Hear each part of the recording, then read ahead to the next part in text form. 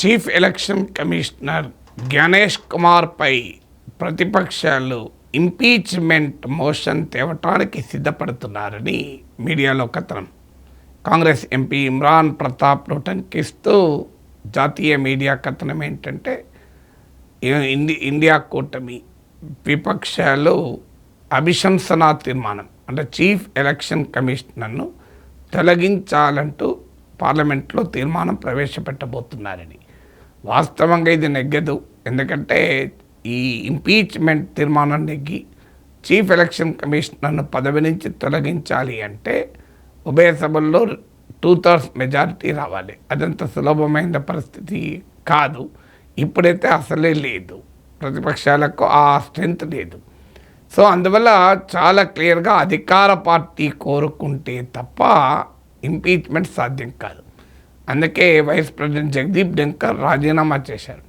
ఎందుకంటే ఒక దశలో బీజేపీ ఎన్డీఏ కూటమి అతని పైన అభిశంసన తీర్మానం ఇంపీచ్మెంట్ మోషన్ మూవ్ చేయవచ్చని, తొలగించాలి అని చెప్పి నో కాన్ఫిడెన్స్ మోషన్ అనొచ్చు, ఆయన పైన అవిశ్వాసాన్ని ప్రకటించే మోషన్ తేవచ్చు అని. సో అది గమనించే జగదీప్ ధన్కర్ రాజీనామా చేస్తారని కూడా మీడియాలో కథనాలు వచ్చాయి. బట్ ఇక్కడికి వచ్చే వరకు chief election commissioner Rahul Gandhi press conference కౌంటర్గా ప్రెస్ కాన్ఫరెన్స్ పెట్టాడు. రాహుల్ గాంధీ పేరు చెప్పకపోయినా చాలా బెదిరించే భాషలో మాట్లాడారు, ఇంటిమిడేటింగ్ లాంగ్వేజ్. మీరు ఓత్ తీసుకొని మీరు అఫిడవిట్ ఇవ్వాలి, లేకపోతే దేశ ప్రజల ముందు క్షమాపణ చెప్పాలి, ఇలా చాలా తీవ్రమైన భాషలో వ్యాఖ్యానించాడు. ఒక రాజకీయ పార్టీ ప్రతినిధి ఎంత తీవ్రమైన భాష అయినా ఉపయోగించవచ్చు, అది పార్ట్ ఆఫ్ పొలిటికల్ డిస్కోర్స్. కానీ కాన్స్టిట్యూషనల్ ఆఫీసెస్లో ఉన్న వ్యక్తులు సంయమనం పాటించాలి. కానీ గణేష్ కుమార్ ప్రెస్ కాన్ఫరెన్స్ చూస్తే రాహుల్ గాంధీ లేదా అపోజిషన్ రైజ్ చేస్తున్న అంశాలకు ఆన్సర్ చెప్పలేదు. ఎలా ఆన్సర్ చెప్పలేదో నేను మరో వీడియోలో చాలా వివరంగా చెప్పాను. మీరు ఆ వీడియో కనుక చూస్తే అర్థమవుతుంది గణేష్ కుమార్ ప్రెస్ కాన్ఫరెన్స్లో ఉన్న డొల్లతనం ఏంటి అని. ఎందుకంటే రాహుల్ గాంధీని అఫిడవిట్ సమర్పించండి, ఓత్ తీసుకొని అన్నాడు. మరి బీజేపీ నాయకుడు అనురాగ్ ఠాకూర్ కూడా రాయబరేలీ, వాయనాడ్, కనోజ్, డైమండ్ హార్బర్ వర్గాల్లో కూడా దొంగ ఓట్లు చేర్పించారు. అందుకు రాహుల్ గాంధీ, ప్రియాంక గాంధీ, అఖిలేష్ యాదవ్, అభిషేక్ బెనర్జీలు రాజీనామా చేయాలని కూడా డిమాండ్ చేశాడు. మరి ఆయన నుంచి ఏ ఓతు, ఏ అఫిడవిట్ ఎలక్షన్ కమిషన్ అడగలేదు. ఇక జీరో అడ్రస్ అంటే కోట్లాది మందికి ఇంటికి అడ్రస్ ఉండదు, రోడ్డు పక్కన చెట్టు కింద బ్రిడ్జ్ కింద పండుకుంటారు, వాళ్ళకి జీరో అడ్రస్ ఇస్తామంటూ ఓ వింత లాజిక్ చెప్పాడు. అలాగే ఓటర్లు 1 కన్నా ఎక్కువ పోలింగ్ బూత్లు ఎలా రిజిస్టర్ అయి ఉంటారు అంటే, రిజిస్టర్ అయినంత మాత్రాన ఓటు వేస్తారని ఎలా చెప్పగలం? అది ఓట్ చోరీ ఎలా అవుతుంది? ఓటర్ల జాబితా తయారీకి చట్టం వేరే, ఓటింగ్కు చట్టం వేరే అంటూ విచిత్రమైన లాజిక్ చెప్పాడు. మనందరికీ తెలుసు, ఒకరికైనా ఎక్కువ ఓట్లు వేసేవాళ్ళు మన ఇంటి చుట్టే కనబడుతుంటారు. ప్రతి ఎలక్షన్లో ప్రతి చోట దొంగ ఓట్లు వేసేవాళ్ళు కనబడుతూనే ఉంటారు. కానీ ఒకరికన్నా ఎక్కువ పోలింగ్ బూతుల్లో ఓటర్ల జాబితాలు ఎందుకు ఉండాలి అనే దానికి ఆన్సర్ చెప్పకుండా ఉంటే తప్పేంటి అని సమర్థించే రీతిలో మాట్లాడాడు. అలాగే ఇల్లీగల్ ఫారిన్ ఇమిగ్రెంట్ పెద్ద ఎత్తున వచ్చారంటే వివరాలు ఇవ్వండి అంటే ఇవ్వలేకపోతాడు. ఆఖరికి బీహార్ స్పెషల్ ఇంటెన్సివ్ రివిజన్లో ఎన్ని ఎన్యూమరేషన్ ఫామ్స్ రిటర్న్ వచ్చాయి, ఎన్ని డాక్యుమెంట్లు కరెక్ట్గా సబ్మిట్ ఇచ్చారు, ఏ డాక్యుమెంట్ సంబంధించిన లెక్కలు ఉన్నాయంటే లేవంటాడు. సో ఇలా రూల్ ప్రకారము క్లెయిమ్స్ అండ్ అబ్జెక్షన్స్కు రూల్ 23B కింద అఫిడవిట్ ఇస్తారు తప్ప జరిగిపోయిన ఎన్నికలకు అఫిడవిట్ అడగడం ఏంటి అంటే ఆన్సర్ ఉండదు. ఇలా చాలా విషయాల్లో ఆన్సర్లు లేకుండా chief election commissioner press conference జరిగింది. ఇది వివరాలన్నీ నేను మరో వీడియోలో ఇంకా డీటెయిల్గా ఎక్స్ప్లెయిన్ చేశాను. Chief election commissioner press conference ఎలా నాన్ ఆన్సర్స్తో అంటే సమాధానాలు లేని ప్రెస్ కాన్ఫరెన్స్గా ఉంది. పైగా లీడర్ ఆఫ్ ద అపోజిషన్ బెదిరించే రీతిలో రాజకీయ పరమైన టోన్ కలిగిన తీవ్రమైన భాషలో మాట్లాడాడు.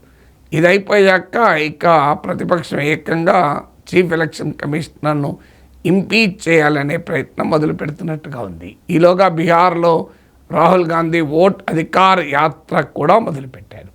ఇక్కడ ఒక క్వశ్చన్ వస్తుంది, ఎలాగూ సిఈసిని ఇంపీచ్ చేయలేరు, మరి ఎందుకు ఈ మోషన్ పెట్టడం, దీనివల్ల ప్రయోజనం ఏంటి అని. దీనివల్ల ప్రయోజనం ఏంటంటే, ఒకటి, తమ ఓట్ చోరీ క్యాంపెయిన్లో already Rahul Gandhi press conference అయిపోయింది. ప్రతిపక్ష నేతలందరూ కలిసి పార్లమెంట్ నుంచి చీఫ్ ఎలక్షన్ కమిషనర్ ఆఫీస్కు ర్యాలీగా వెళ్ళారు. ఓట్ అధికార్ యాత్రలు మొదలయ్యాయి. ఇక నెక్స్ట్ స్టెప్ ఏంటి, మరి క్యాంపెయిన్లో నెక్స్ట్ స్టెప్ పార్లమెంట్లో చీఫ్ ఎలక్షన్ కమిషనర్ను తొలగించాలి అని తీర్మానం పెట్టడం ద్వారా ఓట్ చోరీ క్రెడిబిలిటీని పెంచడానికి అపోజిషన్కు అవకాశం ఉంటుంది. ఓట్ చోరీ గురించి పబ్లిక్ డొమైన్లో చర్చ కంటిన్యూ చేయడానికి ఉపయోగపడుతుంది, ప్రజాభిప్రాయాన్ని నిర్మించడానికి ఉపయోగపడుతుంది. సిఈసి జ్ఞానేష్ కుమార్ ఉద్యోగం పోకపోవచ్చు, కానీ పబ్లిక్ ఒపీనియన్ను క్రియేట్ చేయడం, పబ్లిక్ డిస్కోర్స్ను కంటిన్యూ చేయడానికి ఉపయోగపడుతుంది. ఇప్పటికే రాహుల్ గాంధీ ప్రెస్ కాన్ఫరెన్స్ తర్వాత మీరు గమనించండి, సొసైటీలో క్లియర్గా బీజేపీ ఓటర్లు వదిలేస్తే, కాంగ్రెస్ పార్టీని సహజంగానే ద్వేషించే ఓటర్లు వదిలేస్తే వాళ్ళు ఎలాగూ ఈ ప్రెస్ కాన్ఫరెన్స్ యాక్సెప్ట్ చేయరు. బీజేపీ ఓటర్లు ఒప్పుకోరు, కాంగ్రెస్ పార్టీని సహజంగానే అసహించుకునే ఓటర్లు ఉంటారు, వాళ్ళు ఎలాగూ ఉండరు. కానీ మీ న్యూట్రల్ ఓటర్స్లో చూడండి, రాహుల్ గాంధీ ప్రెస్ కాన్ఫరెన్స్కు కాస్త విశ్వసనీయత పెరిగింది. మీకు రాజకీయ నాయకులు కూడా, కాంగ్రెస్ను సమర్థించని రాజకీయ నాయకులు కూడా ప్రైవేట్గా అంగీకరిస్తున్నారు దీన్ని. ప్రైవేట్గా నిజమే రాహుల్ గాంధీ ఈ ఓట్ చోరీ క్యాంపెయిన్కు మీకు నమ్మకం ప్రజల్లో కలుగుతోంది అని. గతంలో 2G కుంభకోణం పైన మోడీ క్యాంపెయిన్తో పోలుస్తున్నారు కూడా.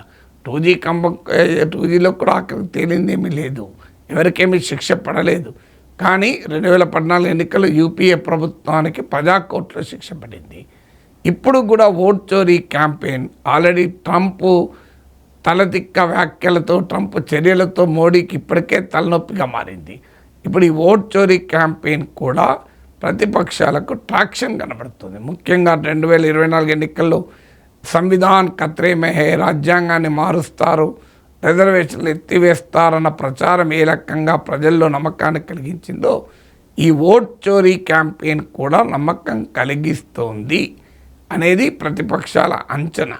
ఈవెన్ జనరల్గా న్యూట్రల్ పొలిటికల్ అబ్జర్వర్స్ కూడా అదే అంచనా వేస్తున్నారు. అందువల్ల దీన్ని మరింత ఉధృతం చేయడం ద్వారా తమకు వస్తున్న పాజిటివ్ మూడ్ను, పాజిటివ్ మొమెంటమ్ను పెంచుకోవాలన్నది అపోజిషన్ మొదటి లక్ష్యం. రెండవది, పార్లమెంట్లో ఏం జరుగుతుంది, ప్రతిపక్షాలన్నీ మూకుమ్మడిగా ఈ ఓట్ చోరీ క్యాంపెయిన్పై చీఫ్ ఎలక్షన్ కమిషనర్ జ్ఞానేష్ కుమార్పై పడతారు. ప్రతిపక్షాలు పడ్డప్పుడు ఇండియా కూటమి పక్షాలే కాదు, ఇతర పక్షాలకు కూడా కొంత యాడ్ అయ్యే అవకాశం కూడా ఉంటుంది. ఇప్పుడు ఉదాహరణకు వైఎస్ఆర్ కాంగ్రెస్ ఏమని వాదిస్తుంది, మా ఆంధ్రప్రదేశ్లో కూడా తెలుగుదేశం వాళ్ళు ఓట్ చోరీ జరిపారు, రాహుల్ గాంధీ ఆంధ్రప్రదేశ్ గురించి మాట్లాడతలేడు, కేవలం దానికి కారణం చంద్రబాబు నాయుడుతో రాహుల్ గాంధీకి ఉన్న సంబంధాలు అంటూ వింత లాజిక్ కూడా వైసీపీ చెప్పింది. కానీ ఇప్పుడు వైసీపీ రేపు చీఫ్ ఎలక్షన్ కమిషనర్ పైన ఈ అవిశ్వాస తీర్మానమా లేదా ఇంపీచ్మెంట్ అవిశ్వాస తీర్మానం పెడితే వైసీపీ ఏం చేయాలి, మోడీతో పెట్టుకోవద్దు కనుక బీజేపీతో పరోక్షంగా ఫ్రెండ్లీ ఉండాలి కనుక అపోజిషన్ మూవ్ చేసిన ఇంపీచ్మెంట్ మోషన్కు వ్యతిరేకంగా ఓటు వేస్తుందా, లేదా తమ నరేటివ్ కూడా అదే కదా, తాము కూడా ఎన్నికల్లో ఓటర్ల అక్రమాలు జరిగాయని కదా చెప్పేది. మరి తమ నరేటివ్ నిలబడాలంటే వైసీపీ లాంటి పార్టీలు కూడా ఈ ఇంపీచ్మెంట్ మోషన్ సమర్థించాలి. అంటే ఓవరాల్గా ప్రతిపక్షాలు మూకుమ్మడిగా చీఫ్ ఎలక్షన్ కమిషన్పై అటాక్ చేస్తాయి. మరి ఎవరు సమర్థిస్తారు, బీజేపీ సమర్థిస్తుంది, ఎన్డీఏ పక్షాలు సమర్థిస్తాయి. సహజంగానే క్లియర్గా చీఫ్ ఎలక్షన్ కమిషనర్ ప్రజల ముందు ఎక్స్పోజ్ అవుతారు. సో బీజేపీ అండదండలతో ఉన్నాడు అని. ఆల్రెడీ బీజేపీ ప్రభుత్వమే చట్టాన్ని మార్చి చీఫ్ ఎలక్షన్ కమిషనర్, ఇతర ఎలక్షన్ కమిషనర్ నియామకాల ప్రక్రియను ప్రభుత్వ కంట్రోల్లోకి తెచ్చుకుంది. సుప్రీంకోర్టు జడ్జిమెంట్ కూడా భిన్నంగా సుప్రీంకోర్టు చీఫ్ జస్టిస్ ఉండాలి కమిటీలో అంటే కాదు, సీనియర్ ప్రైమ్ మినిస్టర్ నామినేట్ చేసిన సీనియర్ క్యాబినెట్ మంత్రి ఉంటాడని చెప్పి చట్టాన్ని మార్చుకున్నారు. అందువల్ల ఎంపిక ప్రక్రియే రాజకీయంగా మారినప్పుడు పార్లమెంటు సాక్షిగా భారతీయ జనతా పార్టీ బలంగా చీఫ్ ఎలక్షన్ కమిషన్ సమర్థించడం, సమస్త ప్రతిపక్షాలు వ్యతిరేకించడం వల్ల చీఫ్ ఎలక్షన్ కమిషనర్ క్రెడిబిలిటీ మరింత ప్రశ్నార్థకమవుతుంది, పార్టిజాన్ క్యారెక్టర్ మరింత ఎక్స్పోజ్ అవుతుంది. ఆ రకంగా కూడా ఇండియా కూటమికి ప్రయోజనం కలుగుతుంది. అందుకే యాక్చువల్గా ఇంపీచ్మెంట్ మోషన్ నెగ్గదు, కానీ పొలిటికల్ పర్పస్ అయితే సర్వ్ అవుతుంది కనుక ఆ రకంగా ఆలోచిస్తున్నట్లు కనిపిస్తుంది.